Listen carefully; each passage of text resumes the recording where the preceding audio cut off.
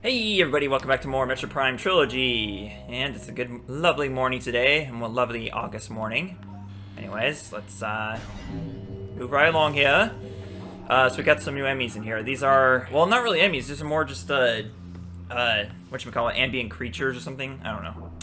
It's just weird calling them enemies when they're not really that sentient. These are Inkclaw, a toxin-spewing immobile darkling. Targets surrounded by impenetrable shell. Produces deadly vapor. Basically, the whole point is stay away from them. Stay the fuck away. Stay out of their personal space, okay?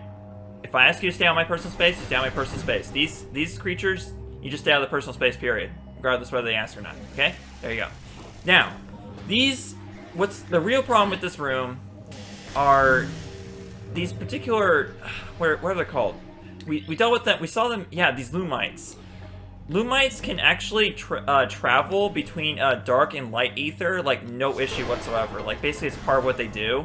And in dark ether, they are especially a problem, because what they'll do is they'll bunch up on these safe zones, and they'll attack you, and, you know, ruthlessly, regardless of where you're in the room. So they're a lot more annoying in dark ether than light ether. Just the worst ever. Okay. Just the scum of the earth is what they are. But I guess we're not on Earth, so that's okay. Okay, we got night barbs in here, and we also got some light lift crystals to activate in order to get to the thing that is present in this room. Oh no, we've hit a dead end. That's a dead end in the form of a light door. Whatever shall we do? Oh no. Okay, so anyways, let's get a better angle here. And then we're going to activate these lift crystals with the dark energy. What else? We don't have light energy yet. Probably never will. Oh no. And by... oh, I guess that doesn't fix the issue with the barbs. Okay. I think small enemies, don't quote me on this, it could be wrong, but I think smaller enemies per se can be destroyed by safe zones, but I don't think so. These night barbs aren't responding to it. I don't know. Either way, they're pretty easy to clear out. But you want to clear them out because otherwise there'll be a problem when you're trying to get up there. And you do not want to fall into the dark ether water, because dark ether water might as well be cyanide, because that stuff is pretty nasty. Okay. Dark beam on hand. Let's enter. Press open sesame. Hey, guess what, folks? This is the light beam. So yeah, within 2 episodes of, you know, within like 2 episodes in a row, we got 2 new beams to use. That was pretty weird. I just found it kind of interesting, at least my first playthrough. But it's very necessary, because light and dark beam are pretty much, they're 2 of the same, or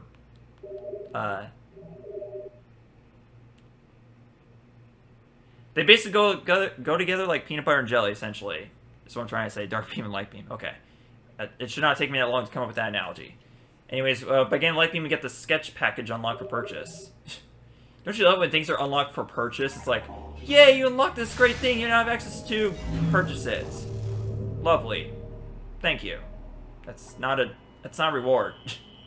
Okay, so defeat enemies with dark beams to earn light ammo and vice versa. Yep. So from now on, from here on out, dark ammo and light ammo per se doesn't get given us, you know, just by destroying enemies in general, because that's how it was working before with the dark beam.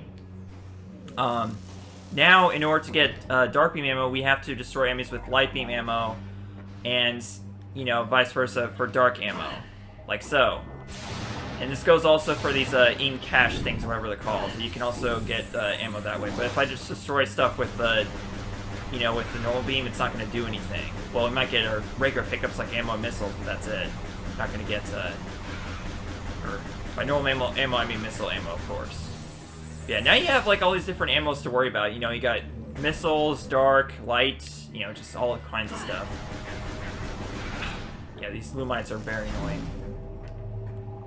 But anyways, now that we have the light beam, that's we got 2 more research entries here. And also, these things will be just helpful in general.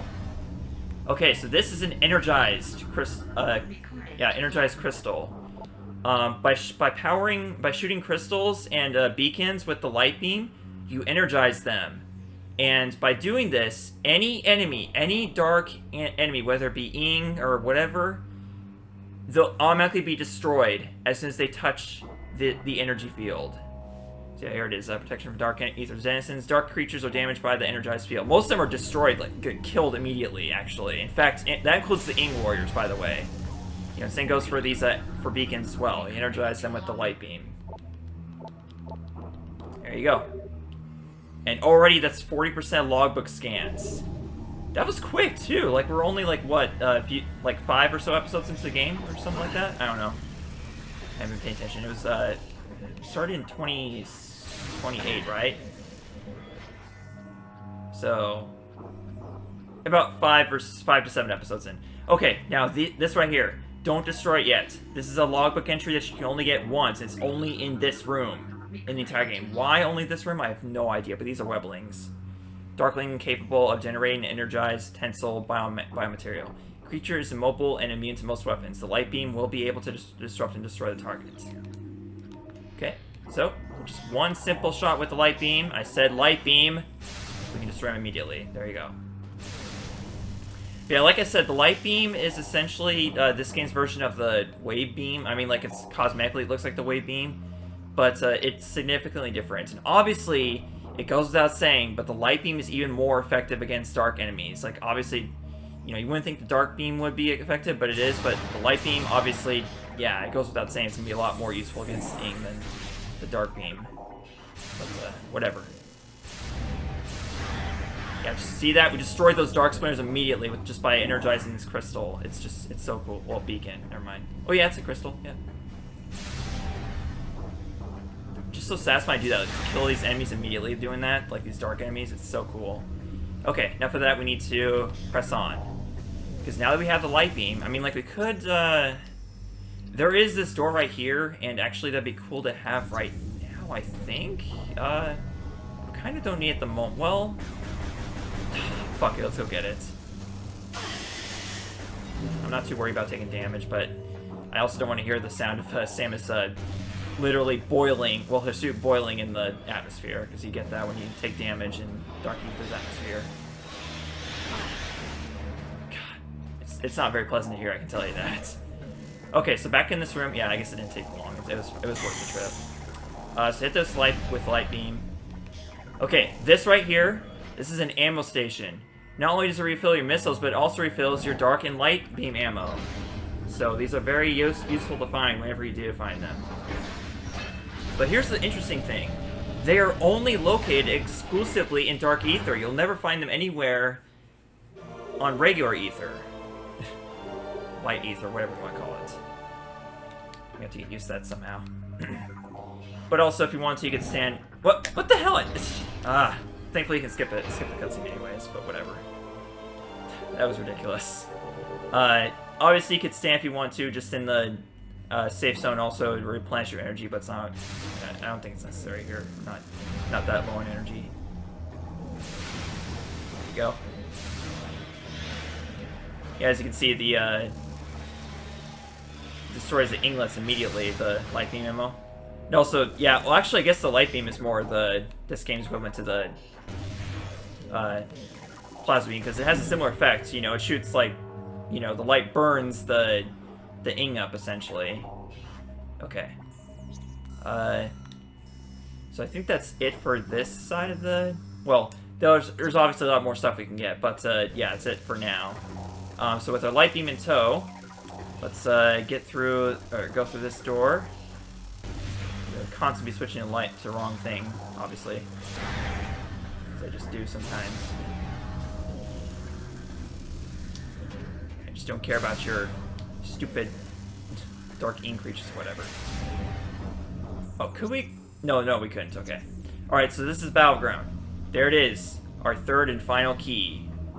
And we'll be getting it next time! Oh, shut up. We're only halfway through the episode. That's just too early to be doing a joke like that. Is it? I don't know. Okay. Now, get ready, because we got quite a battle ahead of us here once you jump down to the battlefield. Well, actually, once you purchase the key, more specifically. Yep, the Ing beat us to it. They know that we're after the key. The key that we lost. is more like an endurance round of sorts. The Ing are going to just kind of... I'm not exactly sure like if there's a specific number of Ing you have to destroy here, because they seem to spawn like endlessly just for like a certain period of time, like a few minutes or so. But before you do anything else, scan this right here, because this is also your only chance to scan these Ing web traps. Semi-sentient living snares. Creatures virtually indestructible and can only be undone by killing the Ing that commands it. So you have to, like, they just randomly decide, like, whatever Ing is the one that, that happens to, you know, control the Ing traps or whatever. I don't know what it's called. I forgot immediately, apparently. But yeah, I don't know what it is exactly, but either way, just gotta destroy as many Ing as you possibly can. And no better way to accomplish that than with the Ing, with the light beam, of course. And I missed. Which is not good considering he has limited ammo, so it's not a good thing to miss, ever. Okay, let's try again. Wait for it to come out of the ground. There we go. So yeah, single charge shot takes him down. Cannot... Wait. Okay, it didn't that time. That's weird. Because I already did damage to it before? I don't know. It's so satisfying, like, hearing them yell out in pain, though, like, because these creatures are evil. Pure evil, so it just feels good doing that, you know? Oh, God. Okay, so here it goes. Yep, as you can see, I'm charging it, but it's just a single shot. So that's how it works. Okay, now, we're going to destroy them with dark beam ammo, so we can get our light beam ammo back. Plus, also, it's a nice alternative to using the, just normal charge shots, obviously. Okay, so as you've seen it probably a couple times now, the Ing will attempt to possess you, actually, the same way they have with the Luminov and the Galactic Federation troopers, but they can't do it, I guess, because of Samus's, like her suit armor being too sophisticated or something. I don't know what it is exactly, but yeah, they will attempt and fail to obviously try to possess you, like numerous times. Like that's them charging into you, basically. Maybe these two are the last ones? I don't know. It just so happens that one of them is commanding the Ing trap. It's I don't know. There we go. Are you the last one? I guess we're about to find out. Okay, so what happens if you run out of both of them? Well, actually, at that point, you will start to get light or dark beam ammo just out of regular shots. But yeah, once you have at least one of the, you know, one or the other, then you will actually get more. Then it'll go back to the way it was before. So yeah, it seemed like that was the last one, but now there's just one more left. It's kind of weird. Okay, here, let's do this. Just feeling impatient, so I'm just gonna do this. Out here and fight like a true warrior Ing. There we go. Are you the one? Are you the chosen one? I guess you are the chosen one.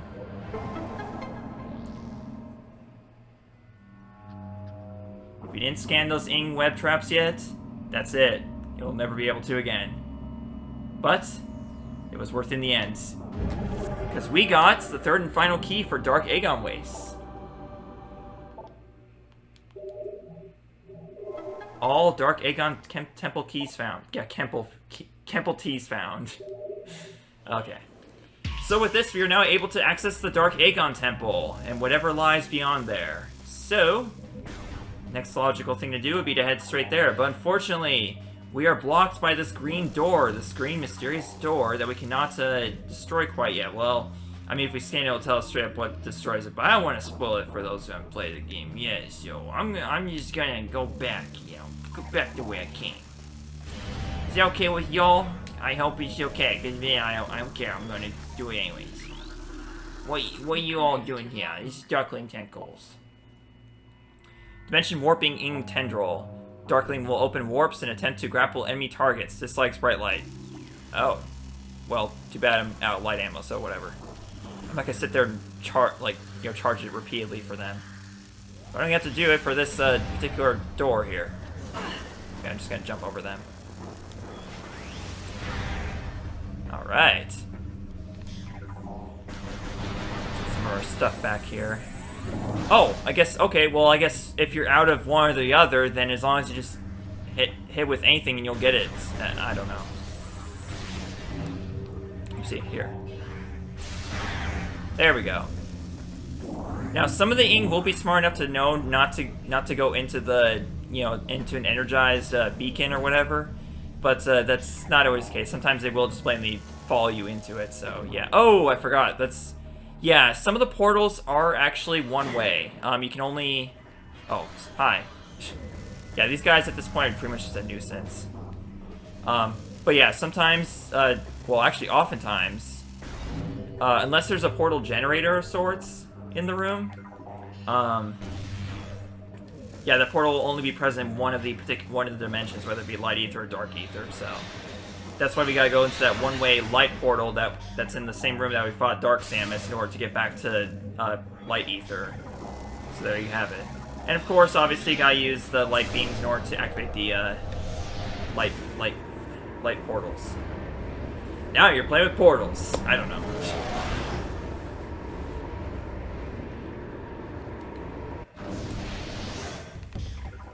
Out of the wormhole and back into depressing old regular ether. Well, I guess it's better than dark ether, obviously. Oh, wrong way. Somebody needs to put a do not enter sign there. Just saying, because that's the wrong way. Okay. Alright, so I don't know if we're gonna... Yeah, I don't want to do what's past the dark Agon Temple quite yet, so we'll go there, but no matter what time it is by the time we get there, we're just going to end off the episode. Because yeah, I do not want to try to squeeze whatever's past the dark Temple gate into this episode, because that's not gonna end well, that's for sure. It's gonna result in a very well. Actually, there's still stuff we gotta do to get that all the way back there. Is fine. Oh, is this my chance to? Oh, I already got him. Okay. Okay, so as you can see, we're now back in this room, but this time we're on the top floor, and we have access to these vigilant turrets. And because of that, we can use them to destroy some of these breakable objects in the room. There's 3 of them, actually. But after you destroy 2 of them, you'll start to have space pirates attacking you. That's not good. And now, fortunately, we have the energy gauge for the turret above us, but yeah, it's plenty of energy. You don't have to worry about running out of it. We already took him out. That was fast. Okay. So now we knock this skip down. We can use it as a platform to get to the other side of the top floor of this room. However you put it. And also access along the way the very last Space Pirate log. So now we have all the Space Pirate logs and all the Galactic Federation logs too. So we're doing pretty good so far in terms of lore. Okay, 2 hunters.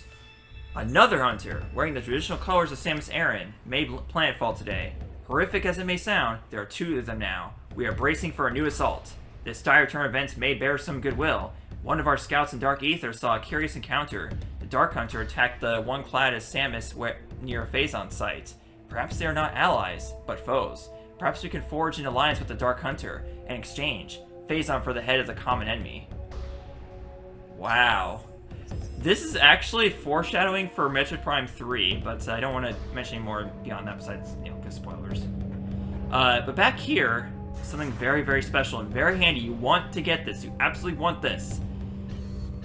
And that, my friends, is Key Bear, right here. This is what we came in here for. J. Stoll's Testament. My journey comes to an end. The thrice-cursed Ing prepared an ambush of singular cunning in the mining station. They caught me in it like a neophyte fresh from the training halls. I've sent 5 score of their number to whatever foul pit they call afterlife, but in vain, my life is extinguished. How sad. Oh, there's also this random object lying here. Just go back to it. This is a beam ammo expansion. Maximum dark and light beam ammo capacity increased by 50. So now we have a maximum capacity of 100. So yes, you now not only have missile expansions to look for, but also beam ammo expansions. So, yep, another new collectible that's only in this game. Because this is the only game with the beam ammo that is a thing. Alright, so, that's it for today, folks. Next time on Metroid Prime Trilogy, we're we're going to return to Dark Agon Waste on this side of Agon Waste, obviously, not the other side. We couldn't get to here from there. Oh, wait, dude. Okay, fine, let's do this. Because y'all trying to prolong the end of this episode, I'm not going to prolong the end of your life. There we go. That's just how effective the Dark Beam is against those creatures. Okay. Alright, see you folks later. Love you all. Bye.